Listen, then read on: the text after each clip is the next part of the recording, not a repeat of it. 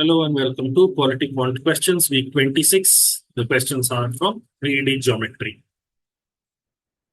First question, if the surface area of a blue colored sphere is 800% more than that of a red colored sphere, by what percent is the volume of the blue colored sphere more than that of the red colored sphere? Okay. Now see, the basic idea that you should be familiar with is, if you have two similar shapes, two similar 3D shapes, then ratio of one dimension, unit dimension, which because this is sphere now, is going to be R1 is to R2, ratio of their individual radiuses. Then ratio of area,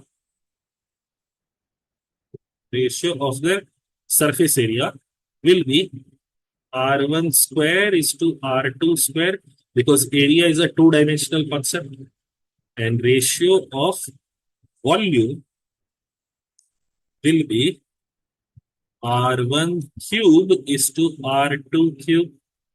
Now, according to the question, we are told surface area of the blue colored sphere is 800% more than that of the red colored sphere.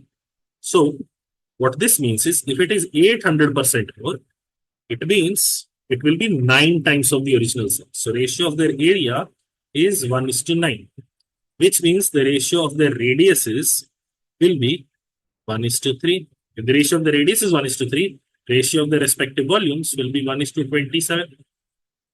And finally, what is asked is, by what percent is the volume of the blue colored sphere, the largest sphere, more than that of the red colored sphere? It is larger by 26 units. So our final answer will be 26 by 1 into 100, or 2600. Next question. A slab of ice 8 inches in length, 11 inches in breadth, and 2 inches thick was melted and re-solidified in the form of a rod of 8 inches diameter. Now, a rod is a cylinder shape. And whenever you get a question, something is melted, something is broken down, and is recast into some other shape, in both the cases, the volume will remain identical. So here we have to equate the two volumes. Volume of the cuboidal slab of ice is going to be 8 into 11 into 2 is the volume of the cuboidal slab of ice, and volume of the rod, which is in the form of a cylinder, will be pi, which is 22 by 7 into r square. Now, another trope that happens in such questions is, pay attention whether the information given to you is for diameter or for radius, because the formula has radius square. Here we have information for diameter. Diameter is 8 inches. So radius will be 4 inches. So pi r square h. These two volumes have to be identical because something was melted and re-solidified. So we equate them. 4 square is 16, 2 and 8 gone, 22 and 11 cancels off to give me 2, or h will turn out to be 7 by 2, which is equal to 3.5, or option B will be the right answer. Next case, the diameter of a hollow cone is equal to the diameter of a spherical ball. If the ball is placed at the base of the cone, what portion of the ball will be outside the cone? Okay. Just see if we have, see, I will try my level best to draw a proper diagram.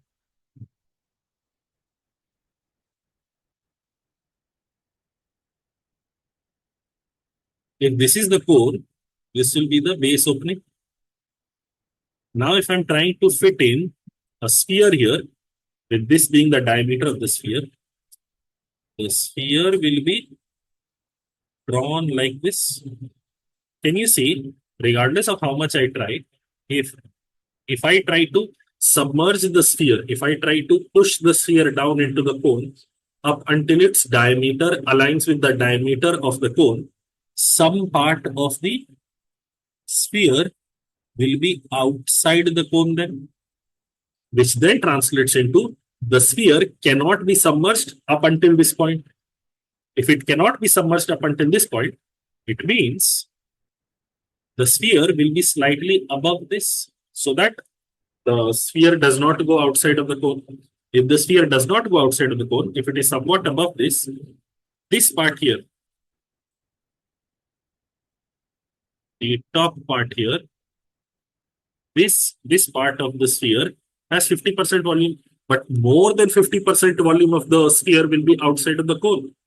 Therefore, the answer to this question is more than 50%. The wonderful thing about this question is this question does not expect you to do a lot of maths. All it requires you to do is imagine what would happen to the shapes when you're trying to push it down. If you can engage in that imagination, then your answer will be obtained. Okay, next question. A solid square pyramid having a base area of 49 centimeters square is cut by a plane parallel to the base. The upper part of pyramid is melted to form a sphere. If the diameter of the sphere is equal to the side of the base of melted part of pyramid, then what is the height of the solid square pyramid? This is a slightly difficult question. First thing I'll try to do is try to show you what is happening here. Let's say the top point of the pyramid is here, somewhere here. So this is what our original pyramid will look like. Now what is happening is we are cutting off the top part. We are cutting off the top part with a plane parallel to the base. So, see, we had an original pyramid with green boundaries. This top part of the pyramid is getting cut off. So what you'll be left with is a pyramid at the top and a frustum at the bottom. A pyramid at the top and a frustum at the bottom. This you need to understand. Okay. Now, what we are being asked is the height of the original, and that top part is being cut off. It is being melted. It is being recast into a sphere, and that sphere has the diameter equal to the side of the base of the melted part of the pyramid. So, diameter of the sphere is A. Now, side of the original pyramid is of course 7. This is what is happening. This is only for demonstration and explanation purposes. If you are trying to solve it, imagine, understand the height. Can I have a different color for height? The height, how will the height be created? Height will be the midpoint of the square. Where are we? Midpoint of the square where the two diagonals meet, where the two diagonals of the square base meet, from the top of the pyramid to this point. This is going to be the height of the pyramid.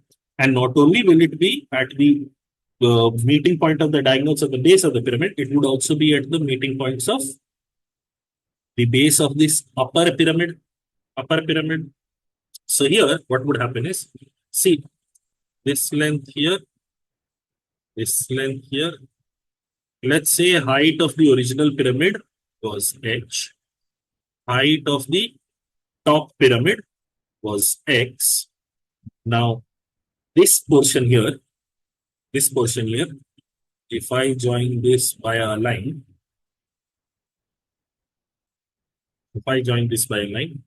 let's call this point A, this B, this C, this D, and E. Triangle ABC and triangle ADE are going to be similar.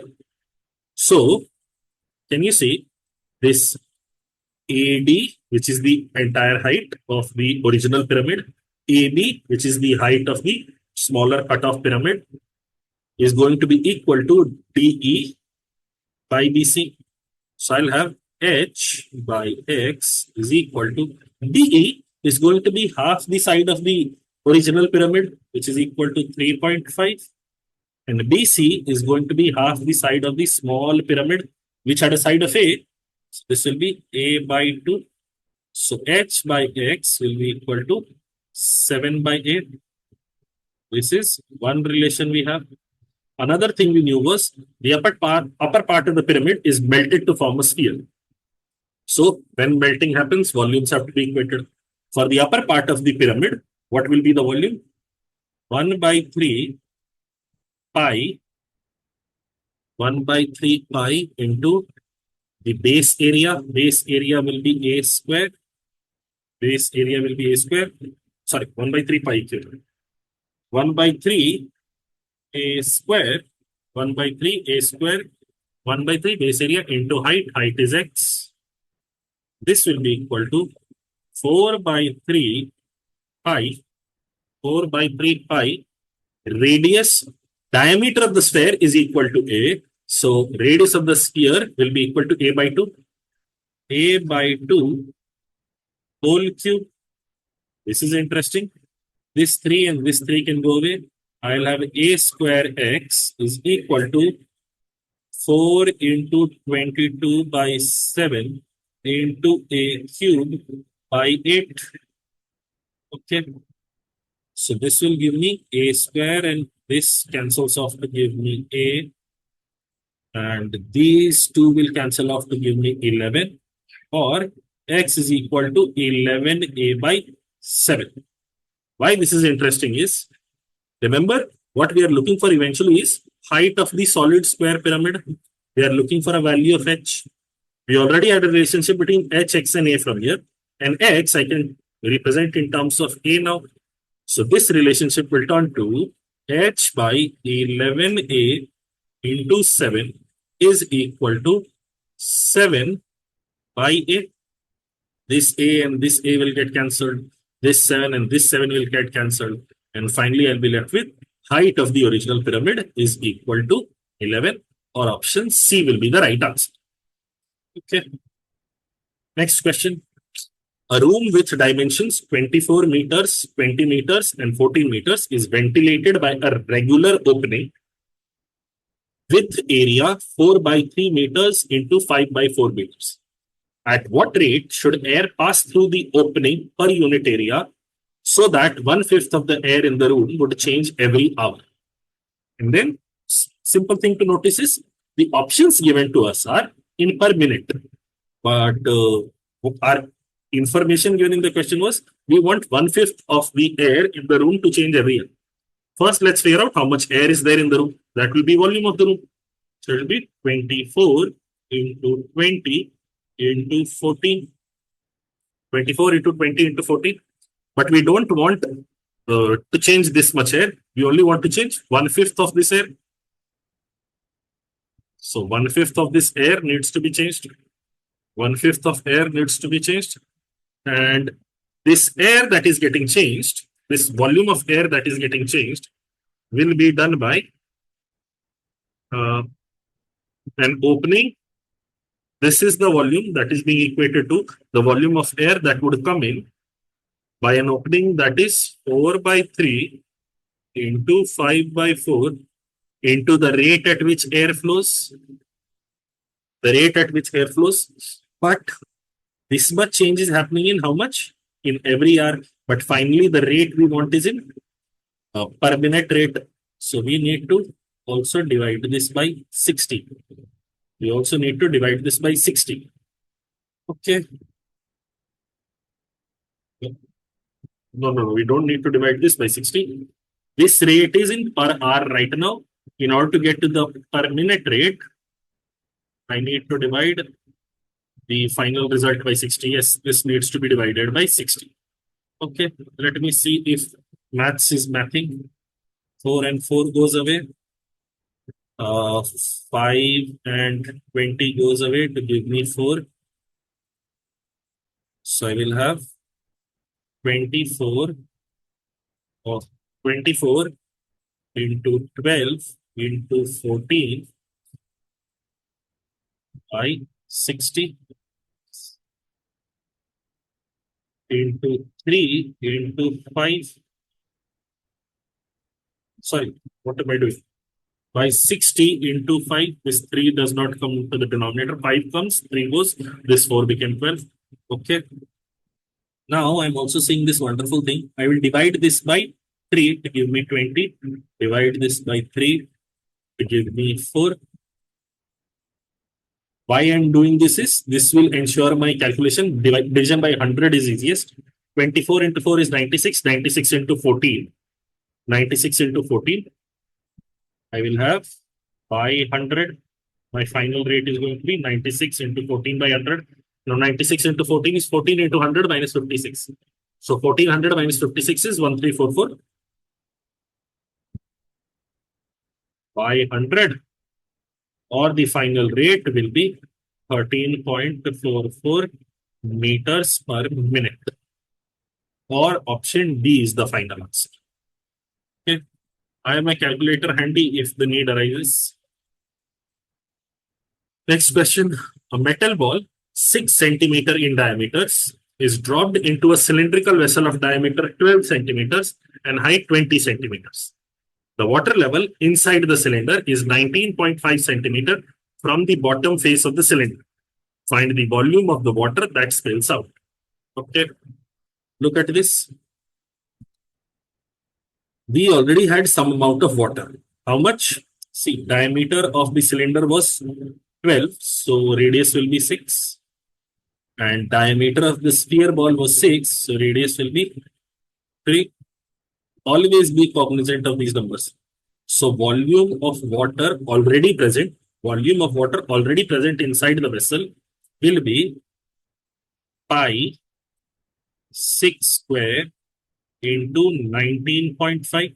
This much water was already present, to which we are adding this metal sphere ball, which will be 4 by 3 pi 3 cube. This is the total volume of water and the sphere together. But finally, we are looking for find the volume of water that spills out. So how much water will spill out? However much this volume is over the total volume of the container. And total volume of the container is pi 6 square into 20. So in order to arrive at the answer, I can do this. 3 and 3 cube will give me 9, which is 6 square. 36 is 6 square. So I can take 6 square and pi out common. I'll be left with 19.5 plus 1 minus 20. Or I'll be left with 36 pi into 0.5 half, or the final answer being 18 pi. The volume of water that spills out will be 18 pi. Okay. Next question. A regular tetrahedron of length 12 centimeter is accommodated in a sphere such that all its vertices touch the sphere. Find the radius of the sphere. Okay. Now see, tetrahedron. See, although there hasn't been an exam in which tetrahedron has been given without explaining to you what a tetrahedron is, the expectation, because of the increasing levels of exam, the expectation is we may end up having a question on tetrahedron, so you should know about it. A tetrahedron is very much like a pyramid, but in a pyramid, what you have is you have a base, and then you have a smaller shape on top of it, and then a smaller shape on top of it until you reach a point. For a tetrahedron, however, what you have is you have a triangle, then all the four sides are triangles only. If I could use an eraser,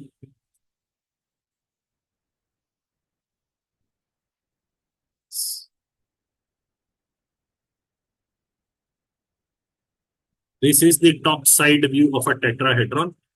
There is also a base there. There are four sides. All four sides are identical triangles because this is a regular tetrahedron. Okay. Now, we're trying to fit it within a sphere where all the four vertices that you have, all the four corners that you have of this tetrahedron lie on the boundary of the sphere. Now, imagining this is difficult. Imagining this is very, very difficult.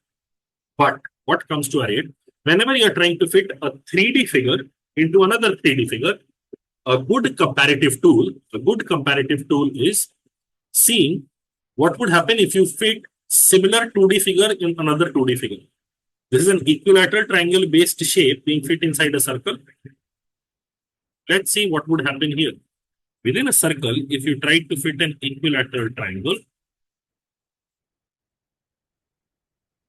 if this is the center, this radius will be 2r, this radius will be r, and this will be r, or the radius of the circle will be 2r, height of the equilateral triangle will be 3r, or the diameter of the sphere will be diameter of circle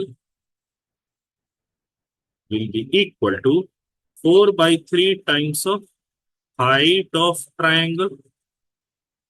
This result is going to be useful because now we are going to do it here as well. Now when we are doing it here, pay attention, the height of the tetrahedron will be somewhere here. And what will be this point? This will be the centroid of the base. Now, for the centroid of the base, just joining it here. This length here is 12. This length here we have to figure out, and then we can get to the height. For an equilateral triangle with side 12, what will be the circumradius if you want to figure out? What will be the circumradius? Because centroid and everything, centroid and incenter and circumcenter and orthocenter for an equilateral triangle are overlapping. So what will be the length of the what will be the length of the circumradius? There are multiple ways to do it. I am choosing to do it this way. ABC by 4R should be equal to root 3 by 4 A square. Remember, because it's an equilateral triangle, this ABC will turn to a cube itself. And A being equal to the radius, A being equal to side of the triangle. So A square and A cube gone, 4 and 4 gone, or R will be equal to 12 by root 3, which I can break down as 4 root 3. So now for this triangle, these 3 points, the hypotenuse, this is the height, so this is 90, this is 12, this is 4 root 3. So the height of the tetrahedron can be identified. Height of the tetrahedron will be 4 root 3 whole square plus height square is equal to 12 square. 48 plus h square is equal to 144, or h square is equal to 96, or h is equal to 4 root 6. The height is given to us as 4 root 6. Remember, diameter of the circle was 4 by 3 times the height of the triangle. So diameter of the sphere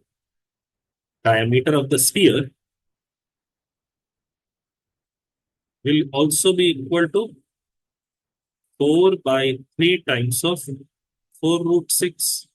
But we don't have to stop here because we were not looking for diameter of the sphere. We were looking for radius of the sphere.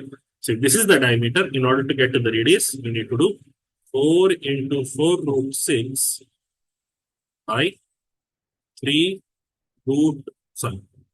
by 3 into 2. This is what we have to do. Okay. So we will get to 2 getting cancelled from here. This will become 2 and 3 will become root 3. This will become root 2, or the final working will be 8 root 2 by root 3. 8 root 2 by root 3. Now the options given to us are nice numbers. It is not easy to figure this out.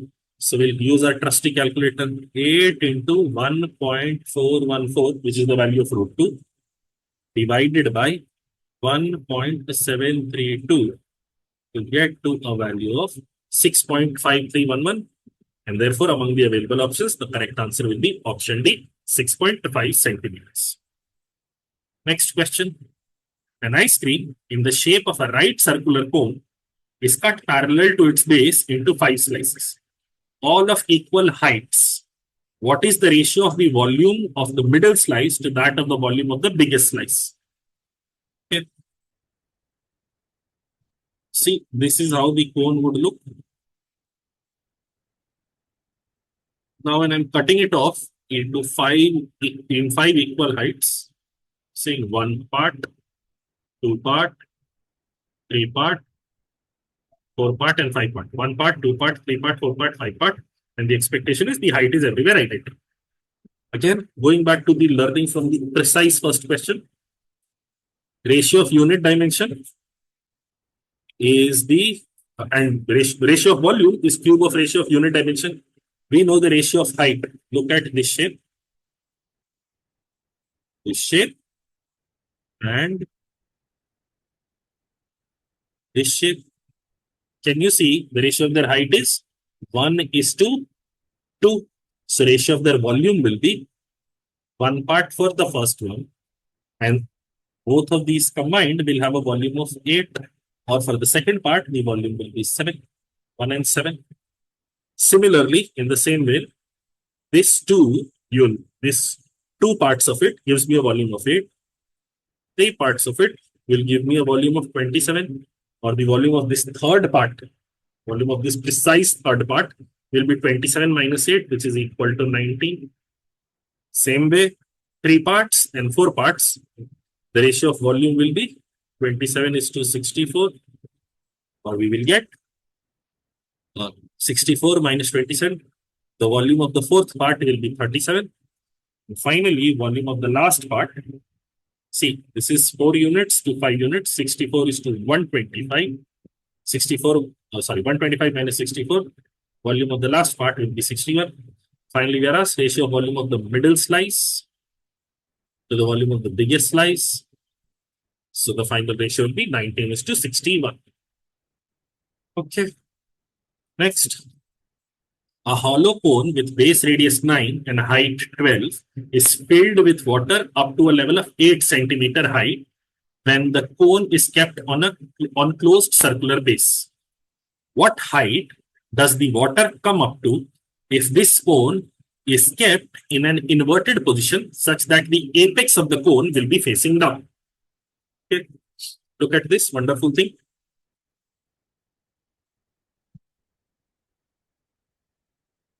Again, if you try to get into the maths of it, it is going to be so problematic.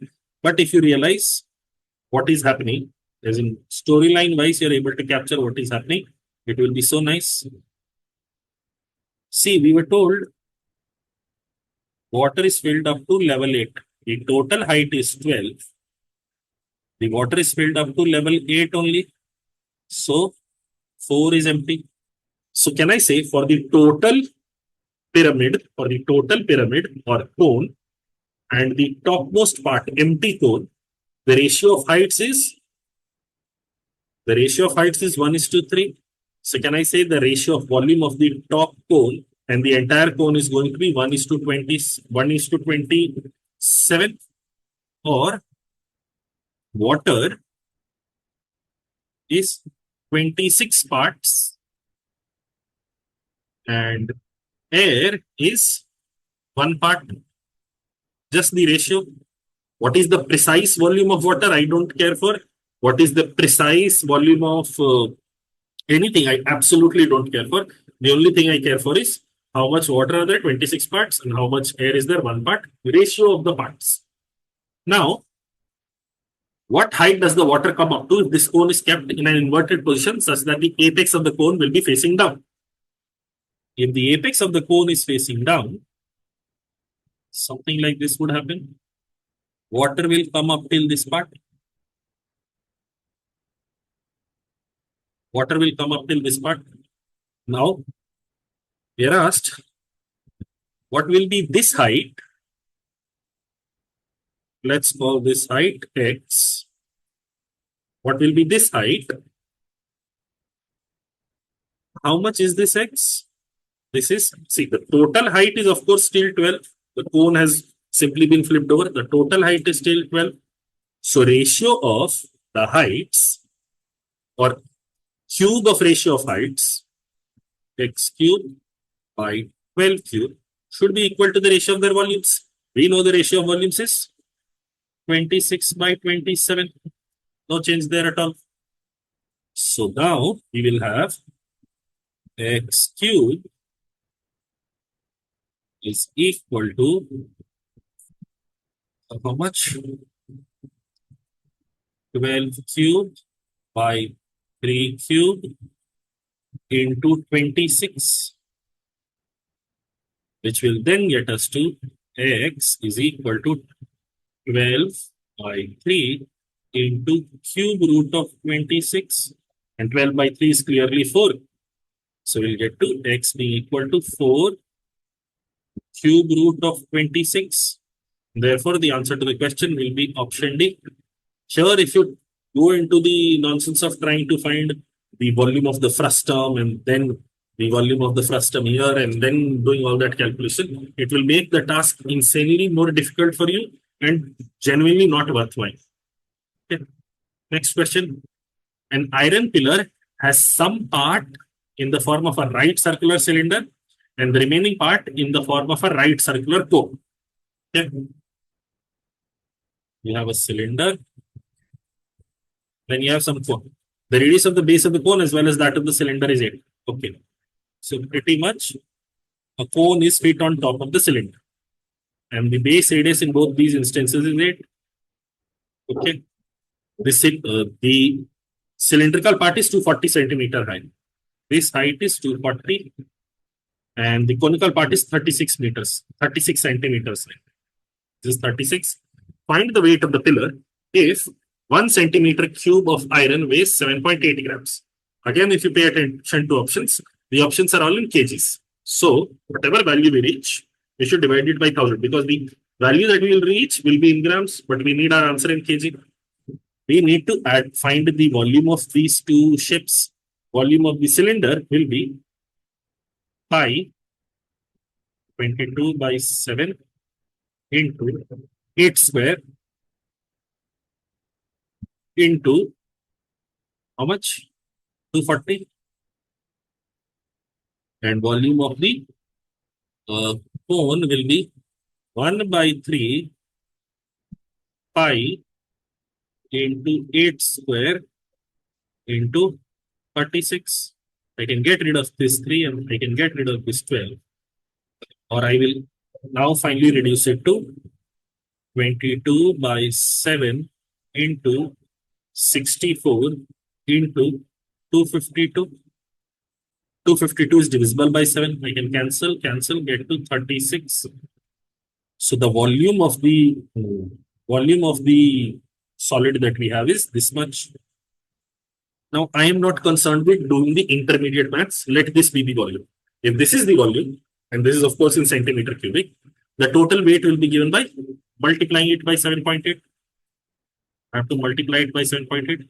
But I don't want my answer in grams. I want my answer in kg. So I would also have to divide this entire thing by 100. Sorry, gram to kg is 1000. I would have to divide this by 1000. And now I will turn to my trusty calculator.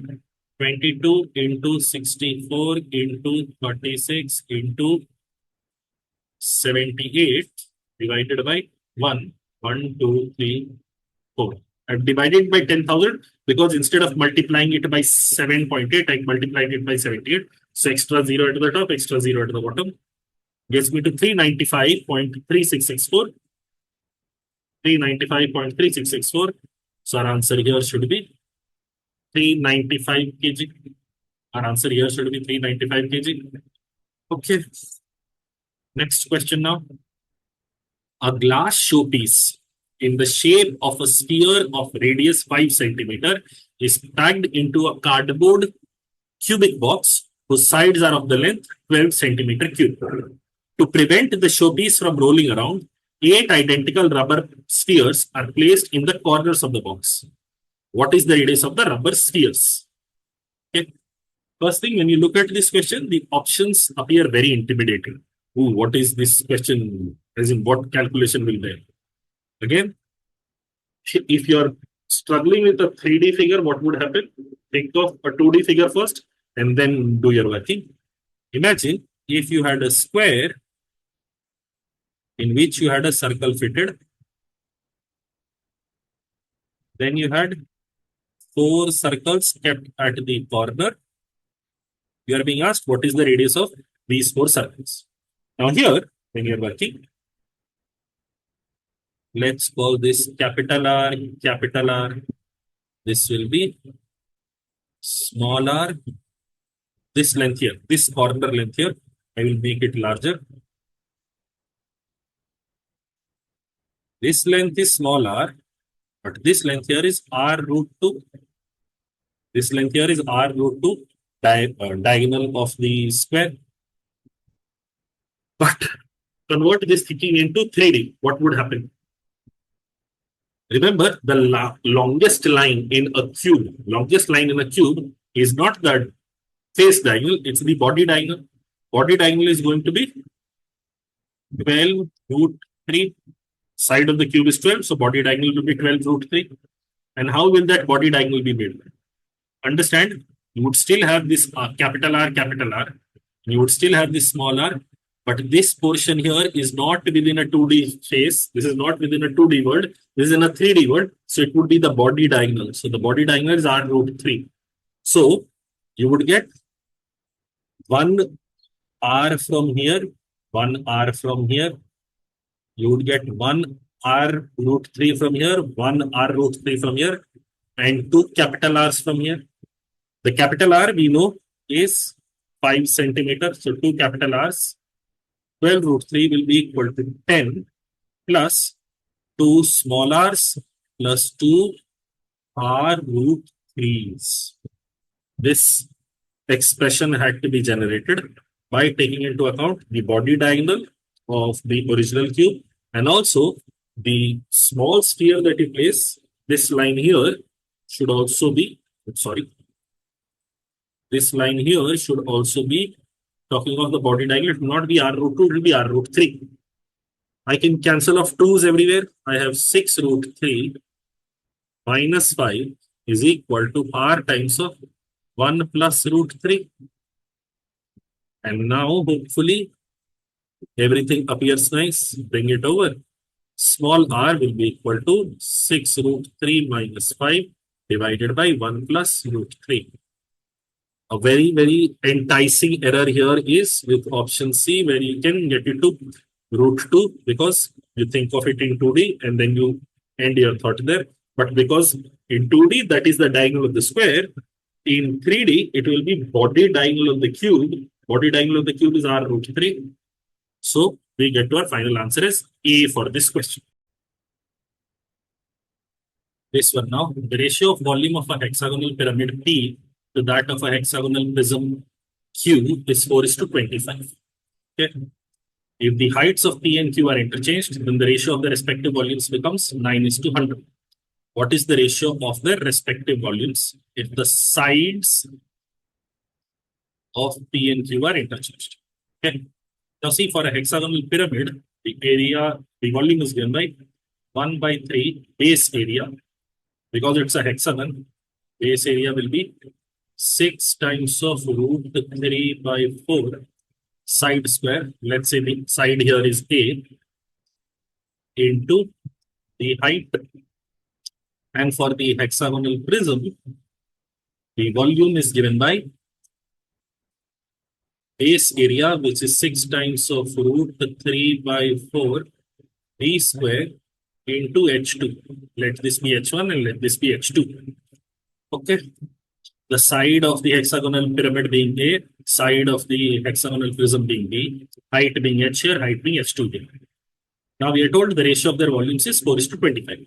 So 6 root 3 by 4 and 6 root 3 by 4. This is same. So you'll have 1 by 3 H1 by H2 is equal to 4 by 25, or H1 by H2 is equal to 12 by 25. This is the first input I have. Now, if the heights of P and Q are interchanged, then the ratio of the respective volumes becomes 9:100. So 1 by 3 of H2 by, this is wrong. 1 minute. I will have 6 root 3 by 4, 6 root 3 by 4. This equation itself is wrong. It should be 1 by 3 a square h1 by b square h2 is equal to 4 by 25, or a square h1 by b square h2 is equal to how much? A square h1 by b square h2 should be equal to 4. Sorry, 3 goes here, so it will become 12 by 20.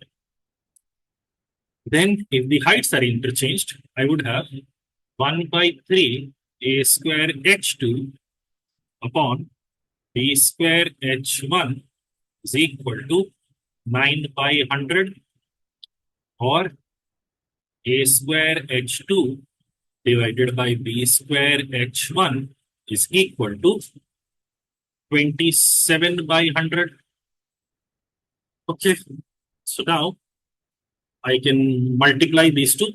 A square with, I will multiply the first, divide the first equation by the second equation. A square will get cancelled, b square will get cancelled.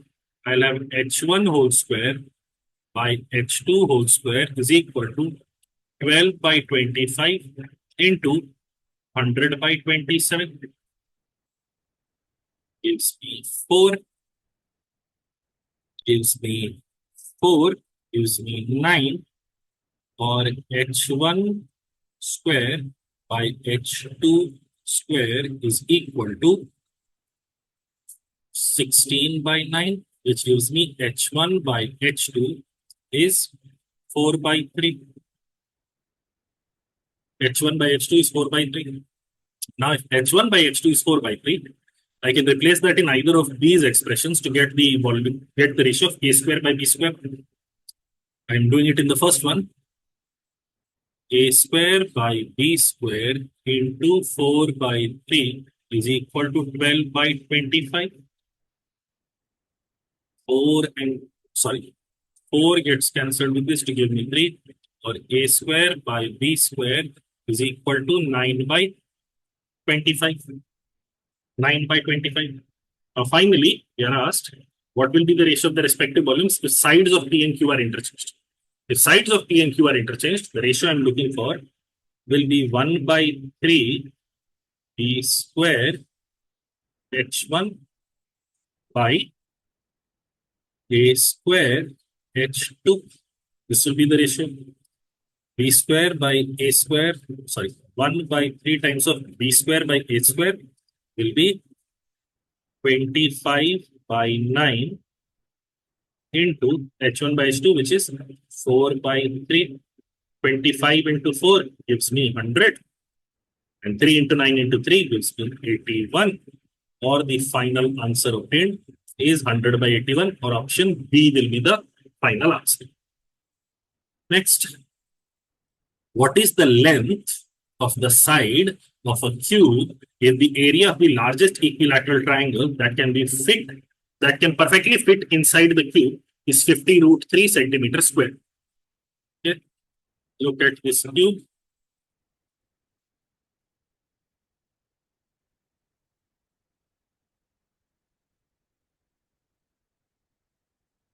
The largest triangle that can fit inside the cube will be this one. The largest equilateral triangle will be composed of 3 face diagonals. So now, area, let's say this side is A. A will be equal to, root 3 by 4A square is equal to 50 root 3, or A square is equal to 200, or A is equal to 10 root 2. Now remember, this is also a face diagonal of the cube. So if the side is B, can I say A is equal to B root 2, or B root 2 is equal to 10 root 2, or side of the cube will be equal to 10, or option D is the right answer. Next, one of the base edges of a metallic plate which is in the form of a right triangle, is soldered to a wire. The wire is rotated around its own axis. Okay. The wire is rotated around its own axis. What is the maximum volume that can be generated by the metallic plate, given that the smallest side of the triangular plate is 8 centimeters and the largest side is 2 centimeters greater than the second largest side? Okay. Now see what is happening storyline wise. This is a right angle triangle. And let's say there is a wire. It is there is this wire. And you start rotating this along this axis. You start rotating this. So the shape that will get created will be in the form of a cone. And we are looking for maximum volume that can be generated by the metallic plate when it is rotated around this axis. Okay. So remember, one side is 8. And what you could have is the second largest side is 8. You could have that, which would mean the largest side is 10. This is a right angle triangle, so the third side will be 6. You could have a triangle made like this. Or the other case could be 8 is the smallest side. One other side exists, that is x, and then the hypotenuse would be x plus 2. The largest side will be x plus 2. This will be x and this will be 8. Now, if you're familiar with Pythagorean triplets, you would know this turns out to be 8, 15, and 17. If not, you can also go ahead and do it. 8 square plus x square is equal to x square plus 4x plus 4. So cancel. I will get 4x is equal to 60 or x is equal to 15. And then you can come to this. So you can have one of these two triangles originally. Now, if one of these two triangles is there originally, let's do our working for this triangle. See, if it is being rotated about this side, one of the base edges, either you're rotating it around 6, and then the base radius will be 8, or you're rotating it around 8 and the base radius is 6. What will be the volume in these two instances? Here it will be 1 by 3 pi 8 square into 6. And here it will be 1 by 3 pi 6 square into 8. Clearly you can see this is larger. This becomes 2. 8 square into 2. I am getting 128 pi. Here if you want to do the maths, it will be 96 pi. So in one case you are getting 128 pi, in another case you are getting 96 pi. Neither of these options are present in the options. Neither of these options are present in this options. Okay. Then let's look at the other triangle. Here you will either have the base radius as 15 and the height as 8.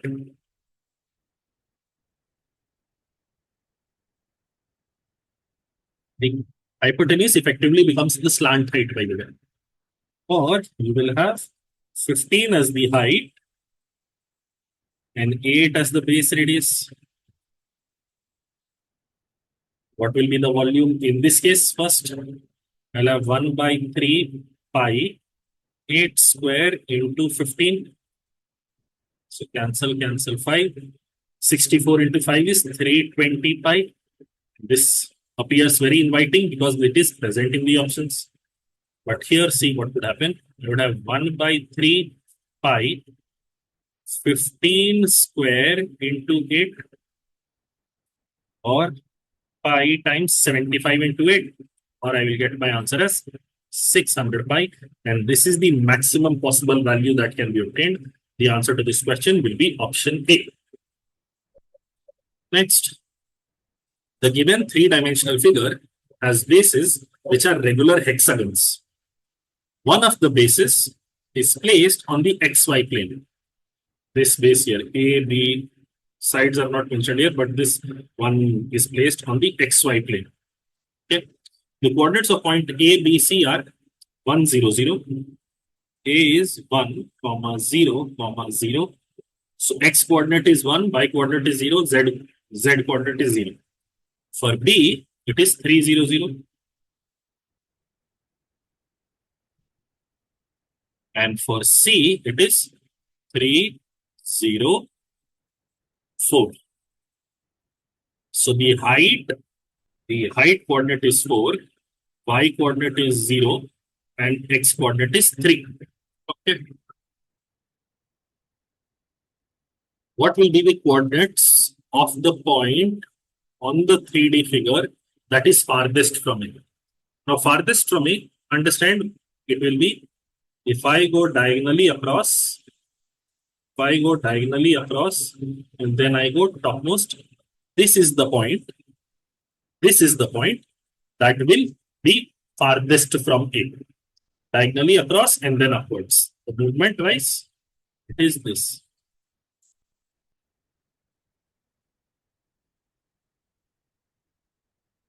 We have to figure out the coordinates of this point. We have to figure out the coordinates of this point. Now see, even this is a even this is a regular hexagon. Can you see the coordinates of these points? Let's call this point M and N. The X coordinate,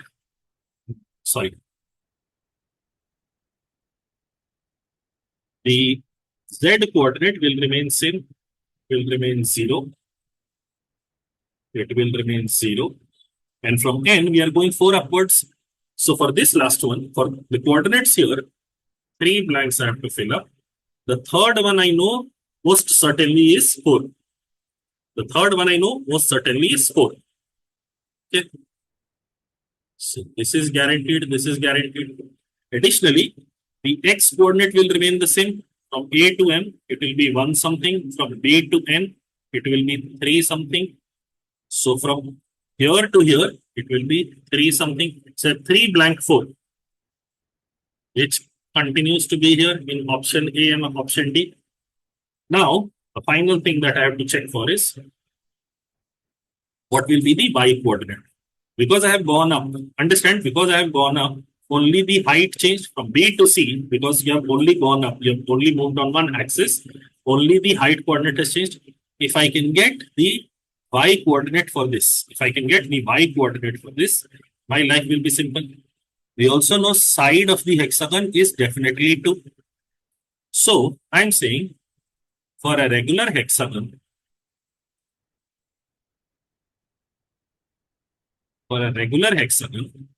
with side 2, what is the distance between these 2 points? This we have to figure out. Now, if this is 120 degree, because this is a hexagon, for a 120, 30 triangle, the ratio of sides is √3:1:1. If this is 2, this length will be 2√3. So the coordinate here will be 2√3. Somebody might guess, somebody might think, why is it being 2√3? Shouldn't it be minus 2√3? Pay attention. The y-axis is extending here. This is the positive extension of y-axis. This is not the negative side. Conventionally, when we move down, we say y-axis becomes negative. But here, because the diagram already shows us y is extending this side, this will be positive coordinate. This will be 2√3. And when we go up, we'll have 2√3 here. And now, all the 3 coordinates are known. Answer to this question will be option A. Next question. A fish tank in the shape of a cuboid has length, breadth, and height of 40 centimeter, 60 centimeter, 40 centimeter, and 80 centimeter respectively. And it is filled with water.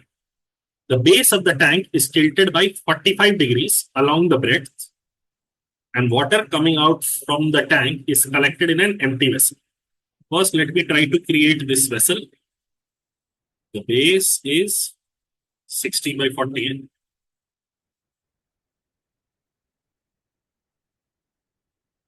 And the height is 80.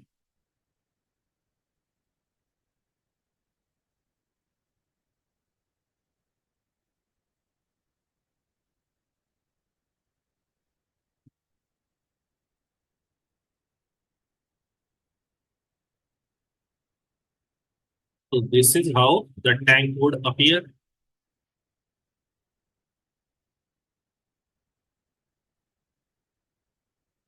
This is 80, this is 60, this is 40, this is 40. Now, the base of the tank is tilted by 45 degrees along the breadth, which means now, if you can grant me the freedom, if you can grant me the freedom to imagine it, it will be something like this.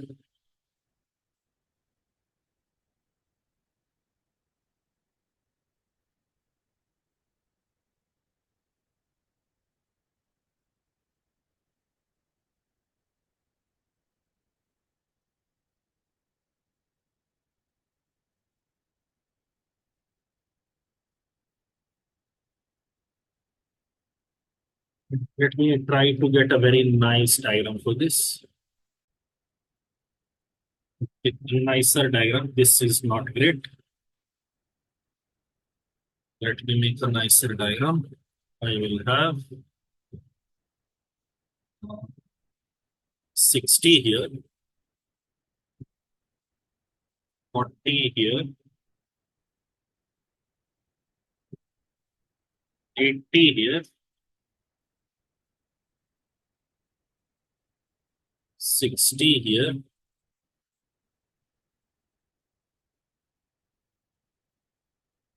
40 here, another 60 here,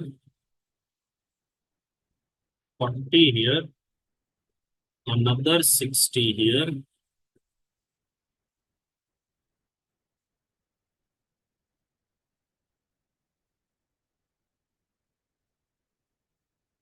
80 here, and 80 here. This is how the see.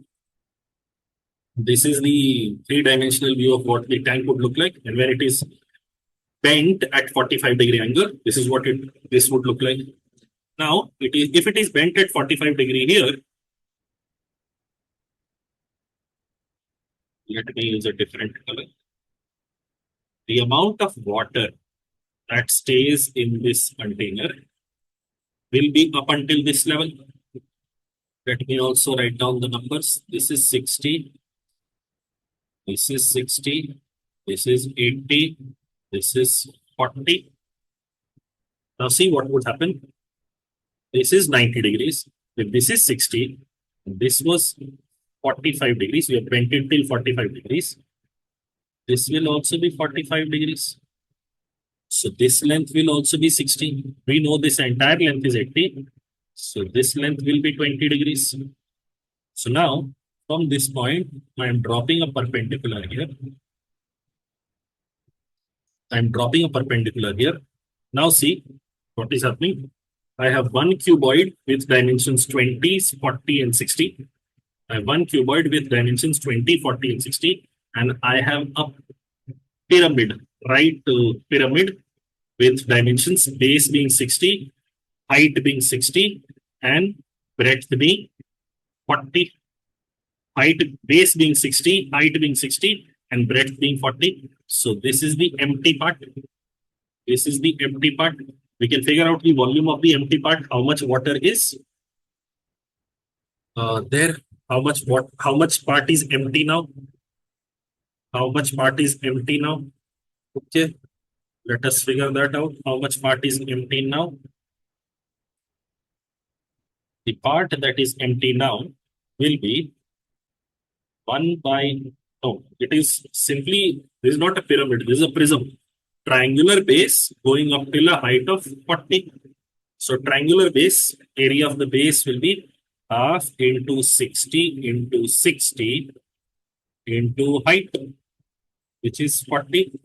This is the empty part of the fish tank now. So I get 6 into 6 into 2, 72, followed by 3 zeros. And see, this is centimeter cubic.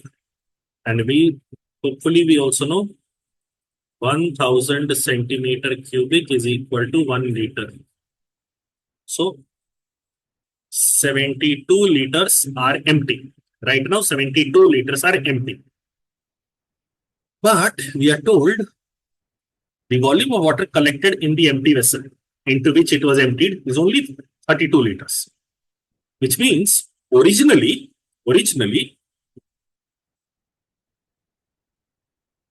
tank was 40 liters short. Originally, the tank was 40 liters short. Now, how much water could have been fit into the tank? Maximum volume of water that could have been fit into the tank is 6 into 4 into 8 or 192,000 centimeter cubic or 192 liters. But we've just learned originally it was 40 liters short. If it was 40 liters short, then the original volume of water present was 152 liters. And how was this volume of 152 liters or 152,000 centimeter cubic obtained? The base area, which was 60 into 40, and the height up to which it was extending. So I can get rid of 0 and 0. I can get rid of another 0 and 0. I can get rid of another 4 then. This will turn to 380. And I can get rid of 2 now, 190.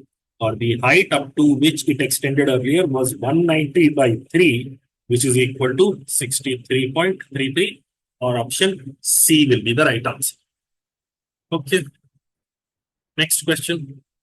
A solid sphere is cut along 3 planes perpendicular to each other to form 8 identical parts. The curved surface of each part is painted red and the flat surfaces are painted blue. Find the ratio of the area of the red surface to the area of the blue surface in each part. Okay. See what would happen. Once you make one cut for a sphere, if you make one cut, 2 circles are exposed. 2 circles are exposed. Then you make a horizontal cut. Horizontal cut, vertical cut,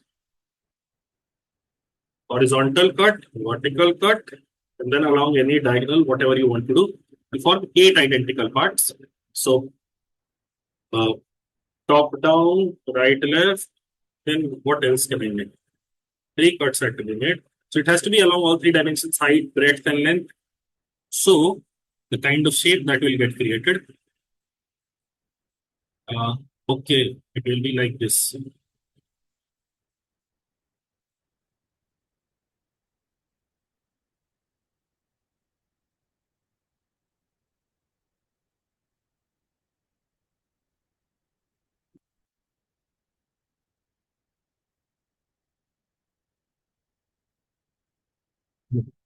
This seems nice. So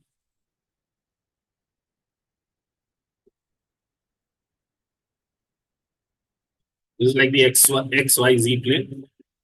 You will have a quarter circle here. You will have a quarter circle here. And you will have a quarter circle here. I'm trying to represent 3 dimensions in 2 dimensions. This is one quarter circle. This is another quarter circle. This is another quarter circle. So, and because 8 identical parts, the external area, which was being painted red, curved surface of each part was red. External area will be divided into 8 equal parts. So, surface area of a sphere is given by 4 pi r square. We have to take 1/8 of that and 3/4, 3 by 4 times of pi r square. This is what we are dealing with. Pi r square and pi r square will get cancelled. This 4 will go to the top. This 8 will come to the bottom. I'll have 16 by 24, or the final ratio obtained will be 2 by 3, or option A will be the right answer. Okay. Next, a right circular cylinder of radius 10 centimeters and height 40 centimeters is placed on the ground. A sphere of the largest possible size is enclosed in the cylinder and is on the base of the cylinder. A second sphere having half the radius of the first sphere is stuck to the first sphere. Continuing this, a number of spheres are stuck to one another such that each sphere touches the two adjoining spheres, and each sphere has the radius equal to half the radius of the earlier sphere. If the line joining the centers of all the spheres is parallel to the axis of the cylinder, and the total height of the tower of spheres is equal to the height of the cylinder, what is the sum of the surface areas of all the spheres? Okay. See, this is, although this is present within geometry, there is an element of series and algebra involved with it. I have this present within which I fit a sphere. Now, the base radius is 10.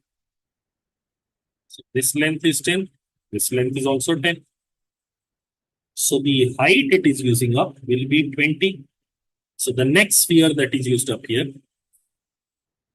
and the next sphere that will be fit here will be a smaller one.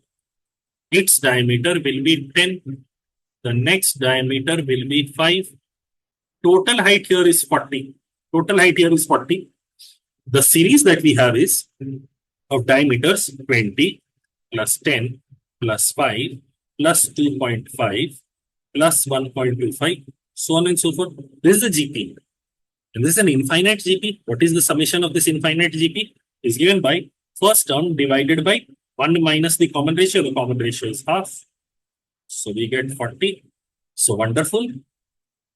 If we keep on going, the height of all the spheres put after one another is equal to 40, or the diameters are equal to 40. If the diameters are equal to 40. Now see, these are the diameters. So radiuses will be half of these. I will have 10, 5, 2.5, 1.25. This will be the series of radii that get generated.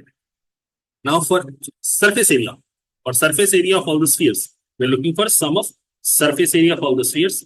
Surface area is given by 4 pi 10 square plus 5 square plus 2.5 square, 1.25 square, and so on. Again, this is a GP. Again, this is a GP. If you write down these terms, these are 100, 25, 6.25, 1.5625. Every subsequent term is divided by 1 by 4. We will have 4 pi 10 square by 1 minus 1 by 4.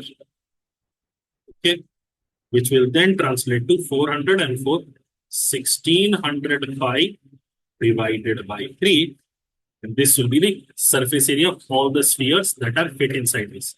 The wonderful thing to identify here was this was an infinite GP whose height turns out to be 40. The answer to the question is, of course, option A.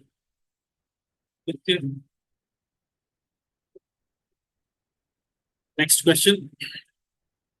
Cube is cut into 3 parts as below, such that the ratio of the total surface area of the resulting cuboids is 13 is to 17 is to 15.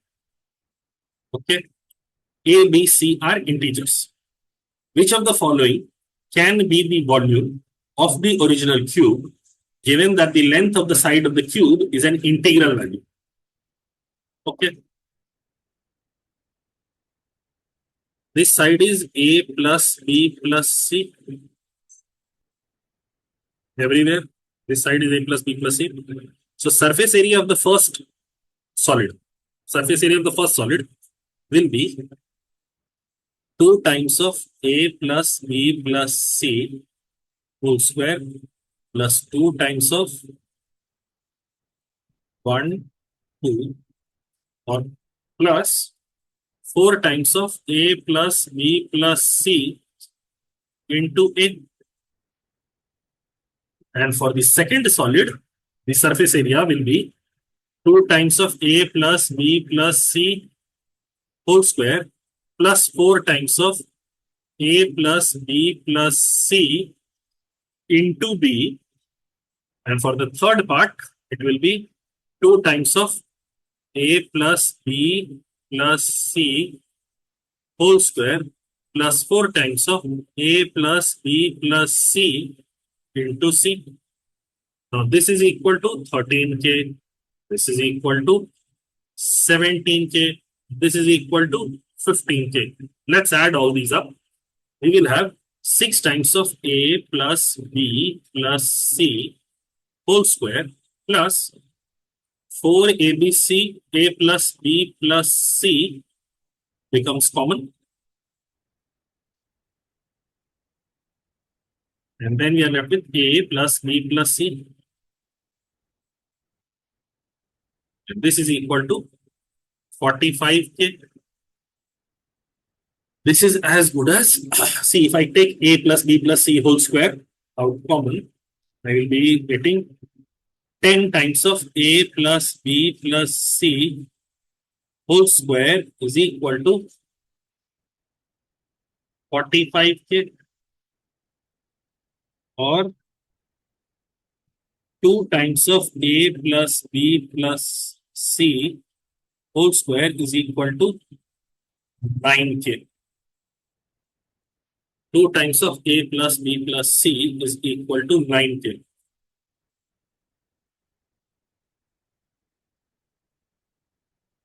Oh, this, see, wonderful thing.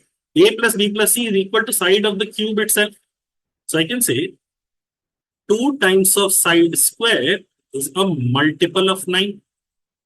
2 times of side square is a multiple of 9, which means the side itself has to be a side square is a multiple of 9. So side has to be a multiple of 3. The side of the cube has to be a multiple of 3. If 2s square is a multiple of 9, side has to be a multiple of 3. This is not a multiple of 3. So side has to necessarily be a multiple of 3. If side has to necessarily be a multiple of 3, my volume will be equal to 27k cube.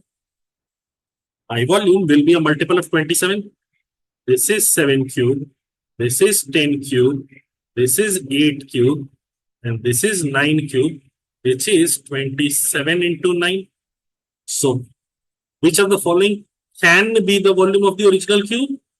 Only option D works. This can be the volume of the original cube if the length of the side of the cube is an integer value.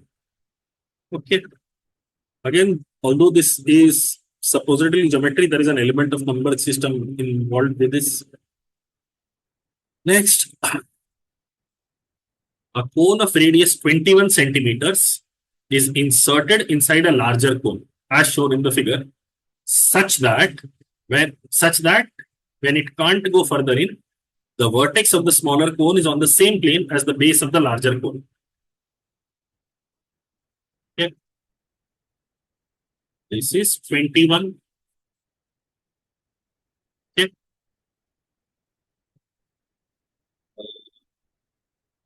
If the radius and height of the larger cone are 35 centimeter and 45 centimeter respectively, this is 35. And this height here is 45. Find the volume of the larger cone that is not occupied by the smaller. Okay. Now, first thing you have to figure out is, see, if I drop a perpendicular from the top of the cone to these spots, let's call this A, B, C, D, and E. ABC and ADE will be similar. ABC and ADE will be similar. So 21 by 35 will be same as AB by 45 will be equal to 21 by 35. This is 3, this is 5, this is 9. So AB will be equal to 27. AB is 27, which means height of my smaller cone will be 18. Height of my smaller cone is 18.